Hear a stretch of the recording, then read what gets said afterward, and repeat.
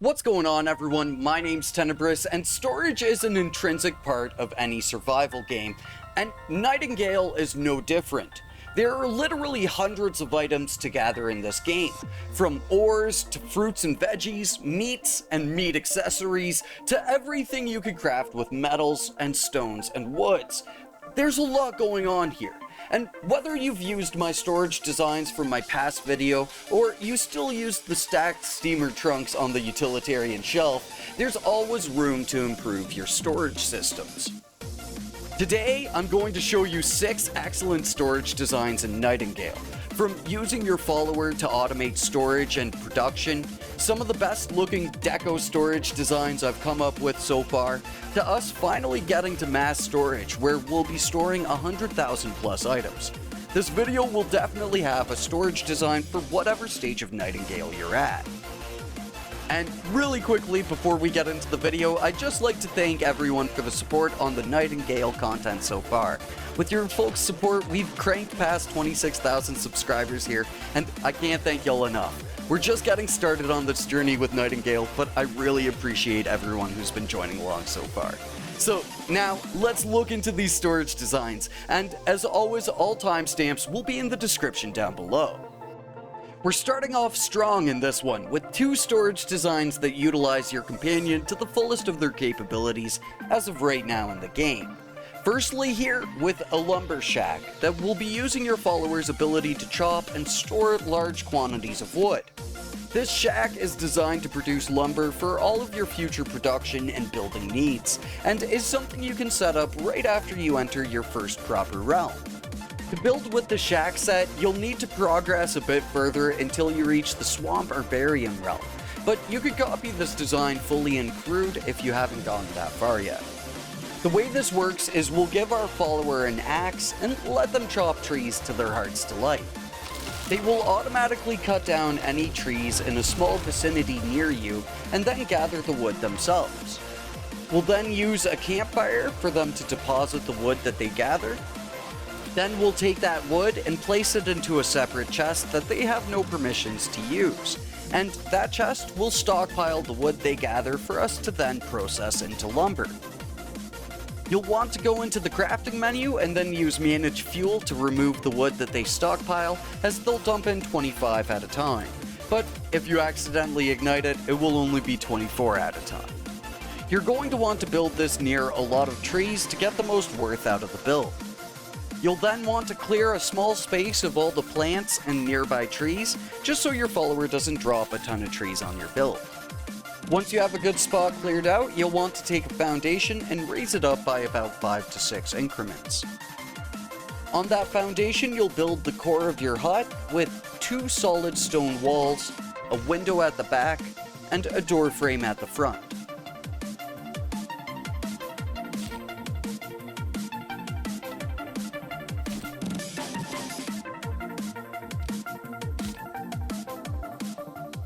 We'll then place in some stairs leading up to the roof.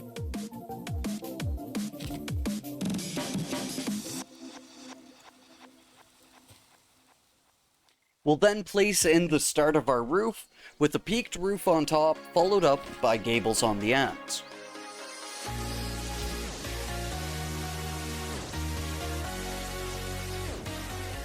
We'll then take another foundation and do a tricky thing where roof overhangs help with keeping foundations separate.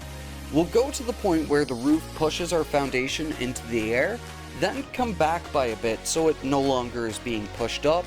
Then we'll place that foundation and use it as our woodworking area. Then we'll finish off the roof by taking an angled roof and extending it on the one side.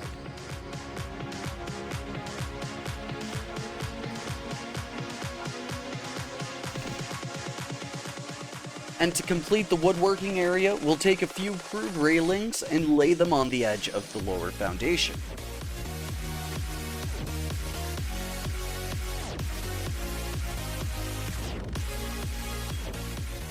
We'll then make the depositing side for our follower, using the same approach of using the roof's edge to pop up the foundation and have a detached piece.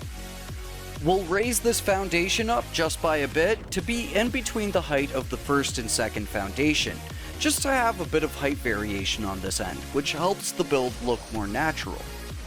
We'll take the double archways and use them to make an open concept room with a crude upper floor to cap off the build. In the end, you should have a simple shack with 3 detached rooms for each purpose of gathering, then processing, and sleeping when you need to. We'll then lastly add a few stairs to the gathering room to make it easily accessible for our follower, but the second room you build you'll be able to step up into, so no stairs needed there.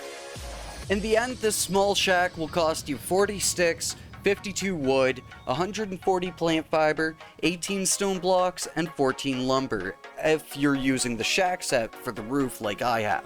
It'll be cheaper in full crude though. The cost of this build and the next will be in a pinned comment down below if you want to gather up the resources beforehand. We'll then place in a simple bedroll to sleep, then our campfire to gather the wood on our follower,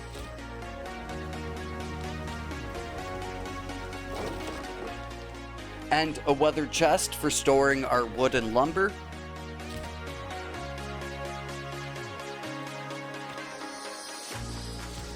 then we'll place in our saw tables, stacking them on top of one another. This will let you easily make a stack of lumber at a time and take up minimal space.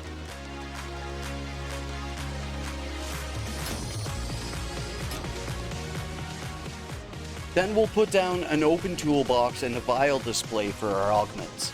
These augments might take a bit for you to get in the game, so if you're setting this up early game, don't worry about the augments too much here.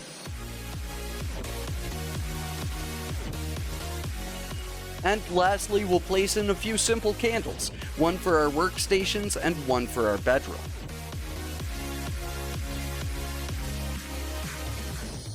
And with that, your lumber shack is ready to roll. All you need to do now is give your follower an axe and then sit in the area where your trees are. You can just chill while your follower cuts trees and stocks up on wood. Then you can move it into your weathered trunk and start producing lumber with very little interaction. It's not quite fully automatic as that's not possible in the game yet, but it's dang near close, and this is something I would have loved to have had in my early game. And speaking of a build I would have loved to have had in the early game, this automated smelting setup is another one of those builds. This uses the follower's ability to take things out of chests and use them, where we'll be using them to automatically keep our smelting station stocked up for long-term processing. Especially during the early game, you'll have ingots taking anywhere up to 45 minutes to craft a stack. This way you could keep those stacks smelting during that time without worrying about fuel running out, as long as you're keeping everything supplied. We'll start off by making a small T-shape with our foundations. Then we'll take crude pillars to form the outer smeltery. And once we've got those 4 down, we'll take a stone arch and use that for the door.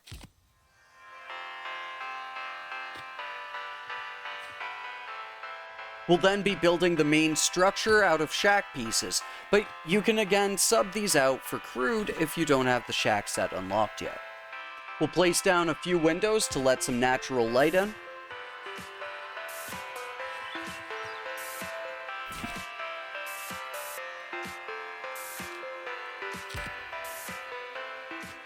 And then we'll fill in the rest with shack walls.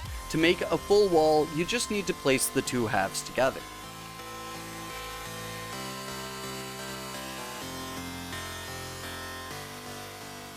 And then for our final doorway here, we'll make it out of shack support pillars to make an archway.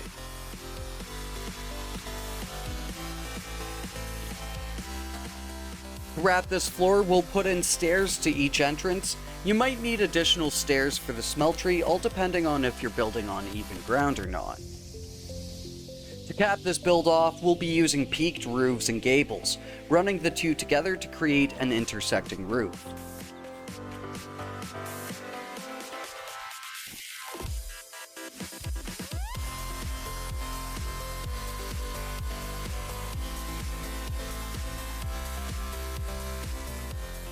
And then we'll run shack upper floors along the build to make things look a bit neater roof-wise.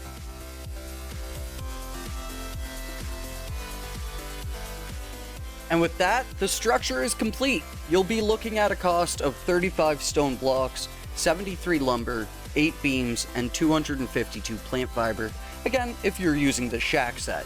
These roofs eat through plant fiber, so make sure you're gathering it with your sickle to get these mats quickly and easily. We'll then place a bedroll and weathered trunk.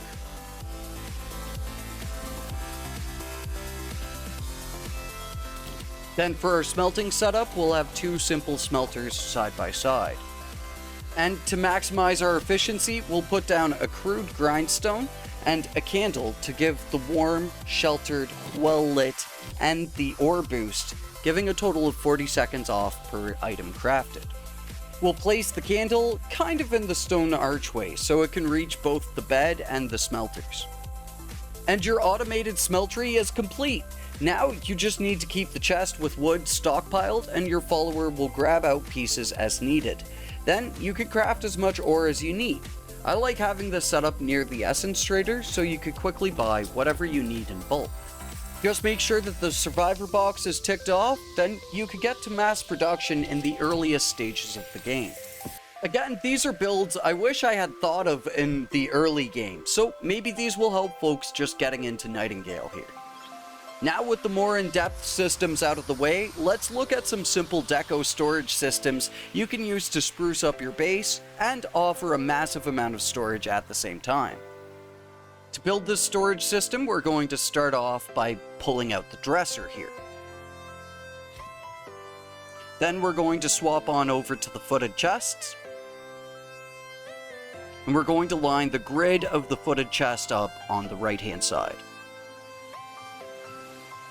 We'll then take that footed chest and put it in just enough so that it's sticking out from the front of the dresser here.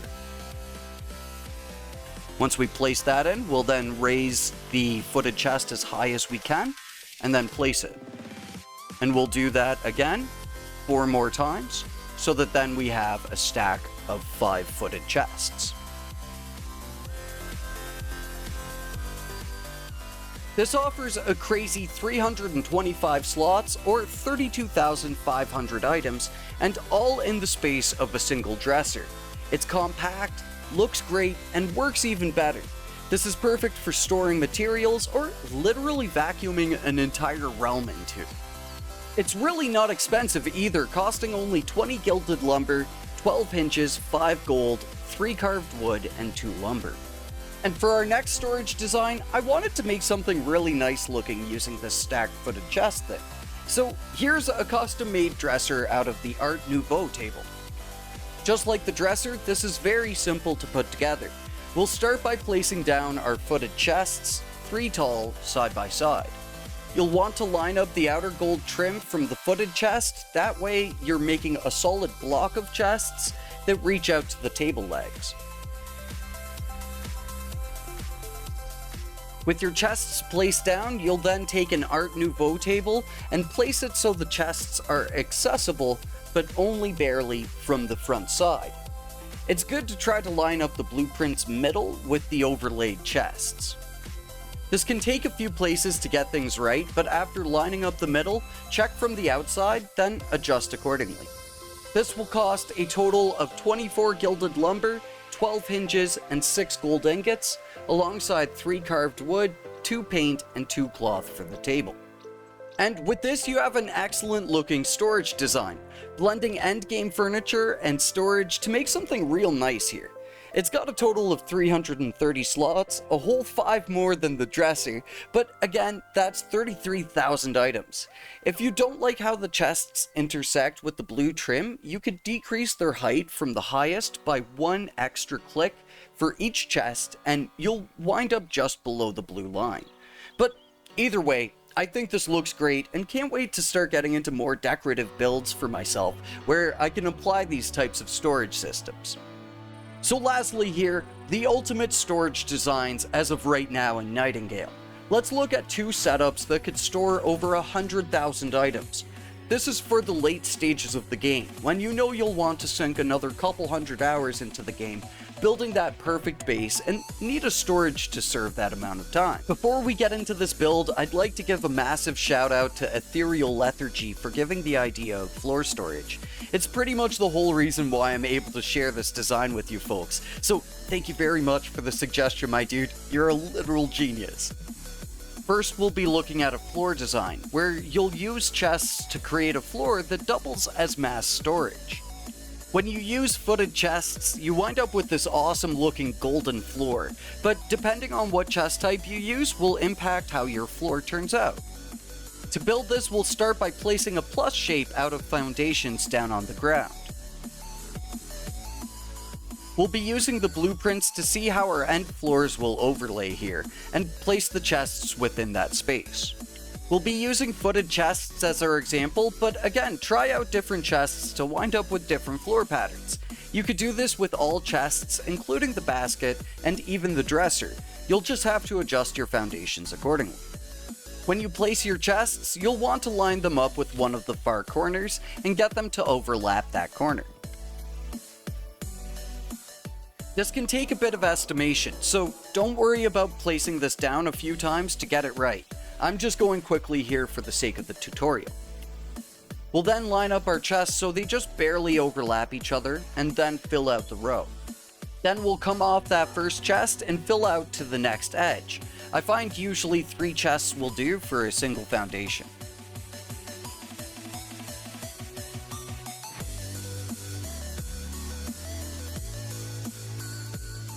Once you have 2 straight rows on the side and the top of the foundation, you can then fill in the rest really easily here and keep things in line. Though again, if things fall out of line, just take the time to neaten it up. You'll be much happier with the end result if you do.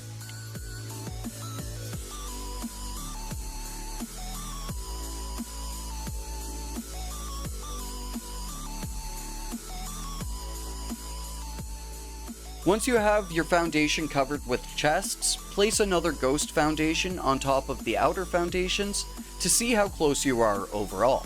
Now, to gauge the distance and height needed for our new foundations, we'll place in a portal here and raise it up to where we want our new floor to sit at. Then we'll line up the grid of the 2 foundations and place our new foundation in. Again, this might take a few tries, but the end result is totally worth your patience.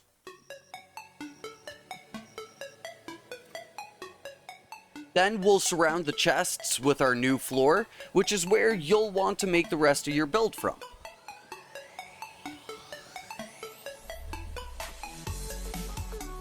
Once you place in that new foundation, you'll then want to do your best to fill in the foundation beneath the footed chests.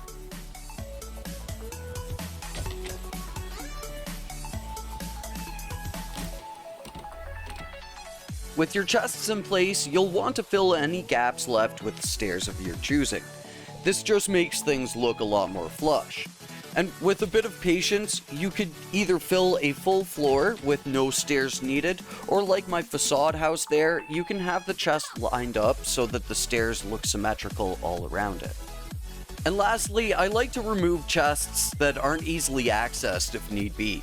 You could fit a max of 8 chests long in a row, but I prefer to use 7 so that everything isn't mashed together too much.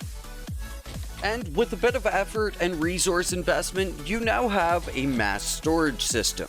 And again, if you take things just a bit slower than I did, you won't have the minor imperfections, like my one chest that isn't aligned right there. It's very difficult to make changes to this floor after it's been placed, so be sure to spend your time with the blueprints to have the best end result. If you build this out of footed chests, you'll wind up with an insane 1,155 slots, or 115,500 items. This and the next storage are mental in their capacity, but I could see them being very valuable, especially in the long run here.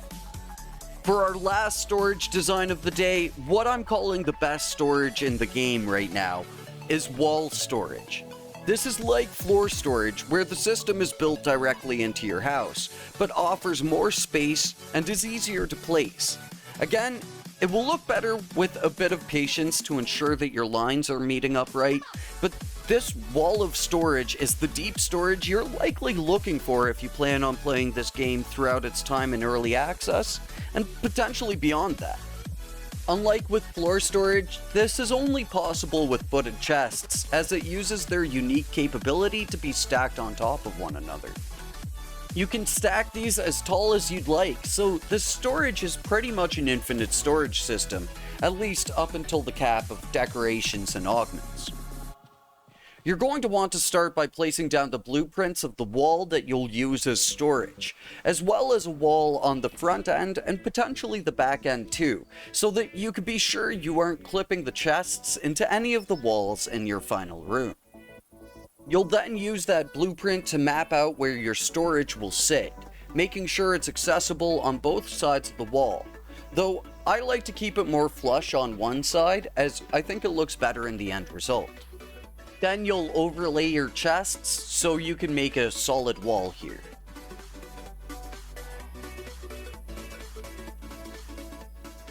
Once your bottom row is complete, you'll then start lifting your chests up and start making each row of stacked chests. This will help keep everything in line easier as you make your wall. The neater your setup is, the easier it'll be to use. Once you have your chests stacked up and your walls and room picked out, that's it. Your storage is pretty much complete. It really is just as simple as making a row of chests and then lifting them up. Though, I advise building this in something fancier than crude building materials. It kinda contrasts a bit too much here. But seriously, you could slap this into your base incredibly easily. Just pick a wall you aren't using, or make a small partition, and build this up for yourself. Placing in the chests can be a bit of a pain if you're just first using a wall of storage like this, but I find aiming for the feet of the chest helps a ton with putting in the resources and then accessing the chests later on.